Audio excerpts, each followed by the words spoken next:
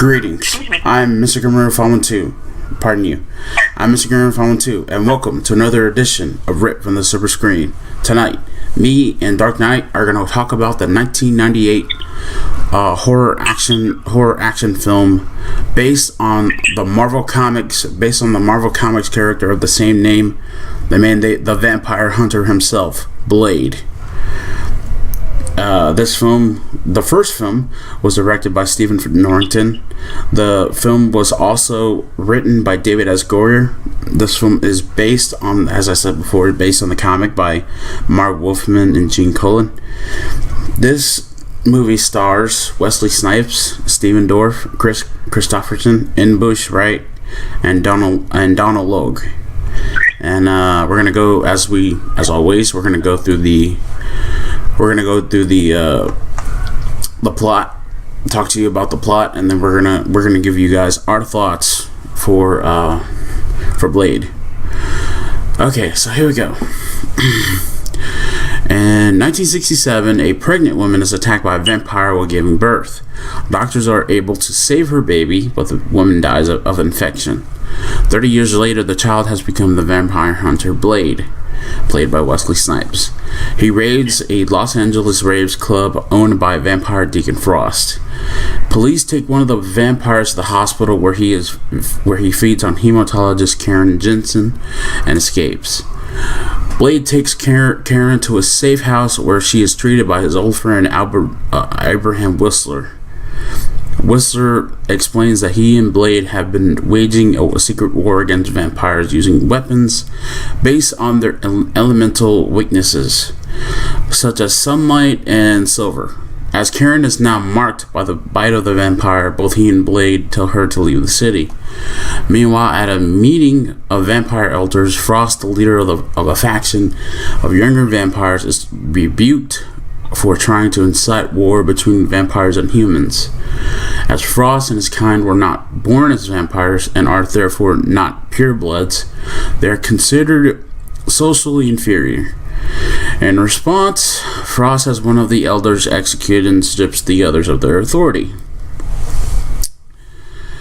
Upon returning to her apartment, Karen is attacked by a policeman who is a familiar, a human slave controlled by a vampire. Blade subdues the familiar and uses information from him to locate an archive of vampire history. Later at the hideout, Blade injects himself with a special serum that prevents him from succumbing to his desire to drink blood. However, the serum is beginning to lose its effectiveness due to overuse. While experimenting with an anticoagulant EDTA as a possible replacement, Karen discovers that it explodes when combined with vampire blood. She manages to synthesize a vaccine that can cure the infected, but learns that it will not work on a human-vampire hybrid like Blade. Frost and his men attack the hideout, infect Whistler, and abduct Karen. When Blade returns, he helps Whistler commit suicide and arms himself with special syringes filled with EDTA. Yeah, you'll find out later on. You'll find out next year when I do the other fucking two movies that he fucking survived. Spoilers, by the way.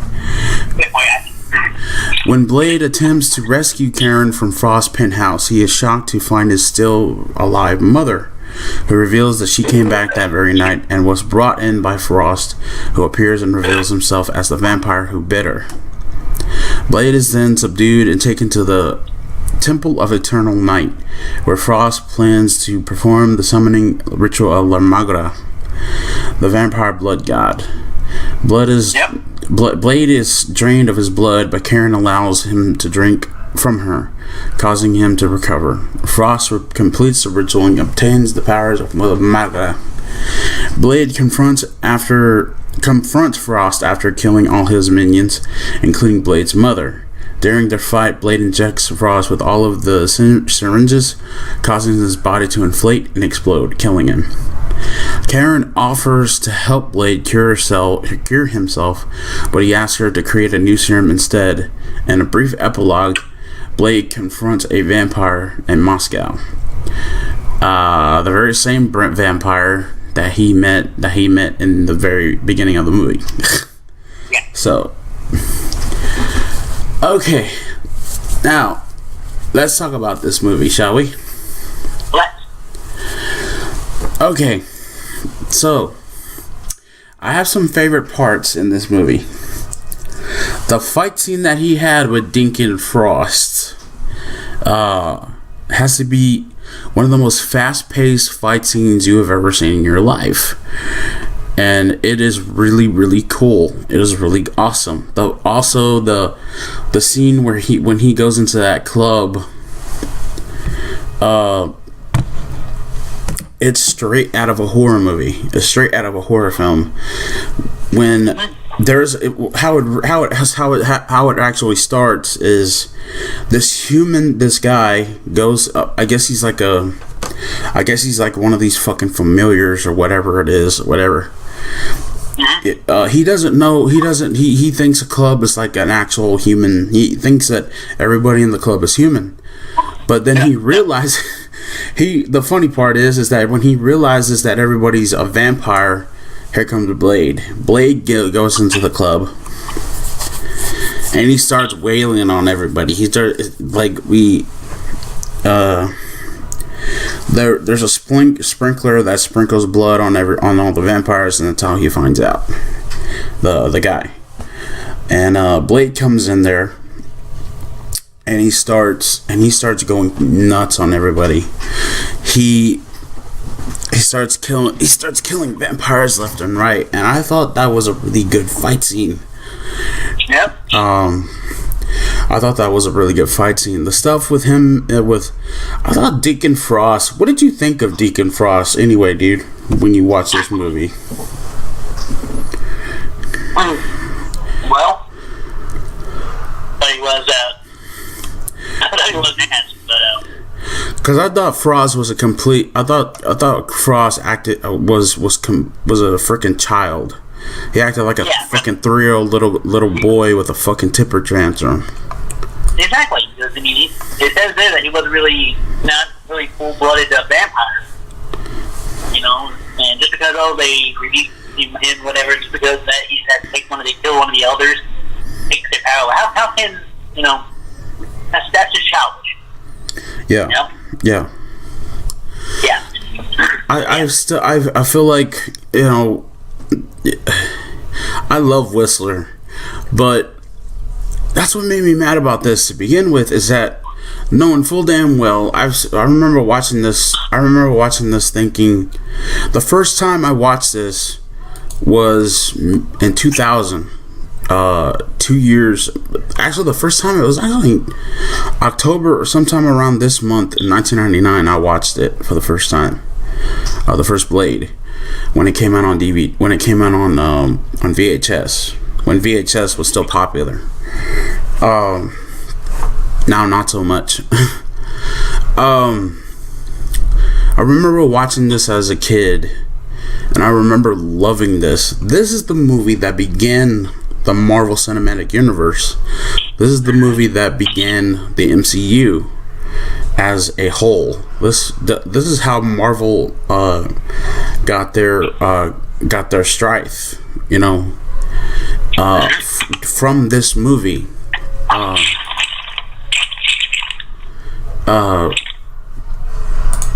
You know, later on during the movies, later on we would see Ghost Rider become a movie. Later on we would see the Avengers. Later on we would see a bunch of other superheroes get their own movies. And Blade is really the catalyst that brought together the MCU. And I think me and Dark Knight agree with that statement, because if it wasn't for Blade, Marvel wouldn't be successful as it is today. The MCU wouldn't be successful. We wouldn't have never seen. We would never have seen what Thanos did in Infinity War. We would never have seen any of these movies. We would have never seen any of these movies if it wasn't for Blade.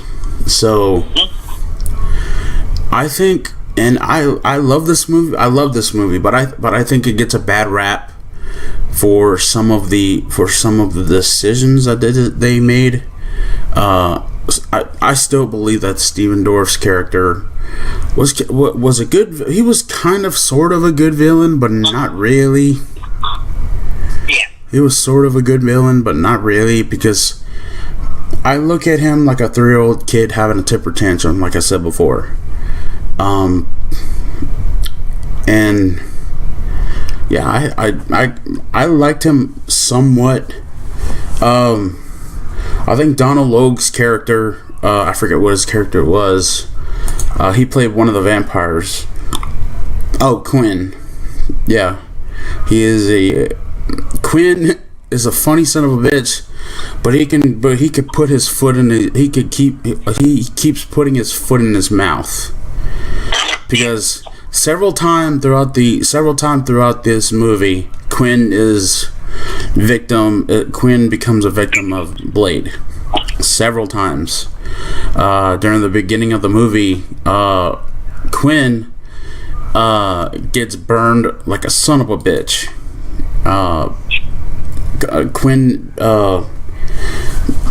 Quinn gets attacked by Blade during the first movie. He gets his arm taken off. Yep. And stuff like that. Then I think there's a part, if I remember correctly, there's a part here where Blade and the girl, I forget her name. Oh, Karen. Blade and Karen, they're going down the side of the subway.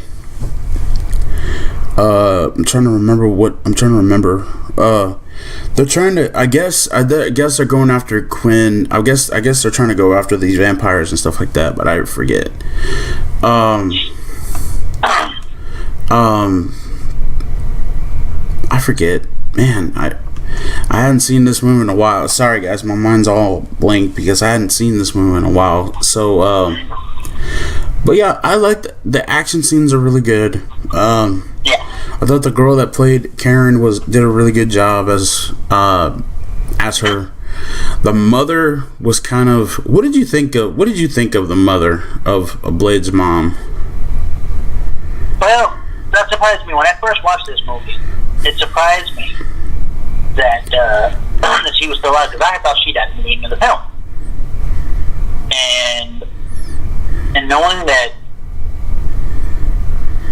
I mean, when you're a mother to, your baby, you gotta be with them, show them the love that they need. And for his mother, we thought, like I said, the audience was obviously fooled into thinking that she died at the beginning of the film. And when Blade finally sees her, that she's alive all this time, he finally kills her, it's like,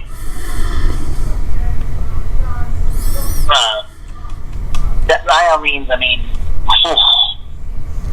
guess she wasn't the mother we thought she was going to be, you know what I mean? Yeah.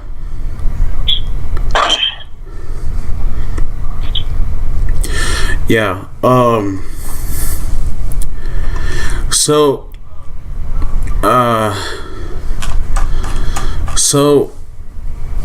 I love this. So I think me and Knight would agree. This film deserves yeah, it's kind of cheesy at times, somewhat, a little bit, but I still think this movie was still badass for its time, for beginning the MCU and all that, and for what it's done. For that, I gave it a 10 out of 10. You damn right, I'm going to do it, because this film is the catalyst. This film started the MCU. This film started the Marvel Cinematic Universe as what it is today. And I kind of wish that they could add. I kind of wish that they would bring it back. They would bring this because I had heard rumors. I had heard rumors that they were gonna do some more stuff with Blade. I don't know if that's true or not. I have no idea if that's true or not. But I'm still hoping. So yeah.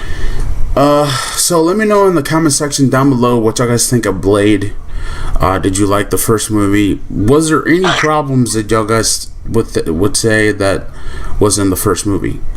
Let me know in the comments down below. That's going to be it for me and Dark Knight 987. We're going to give you guys a couple more reviews, and then that'll be the end of it for tonight. And I'm going to give you one reaction tonight.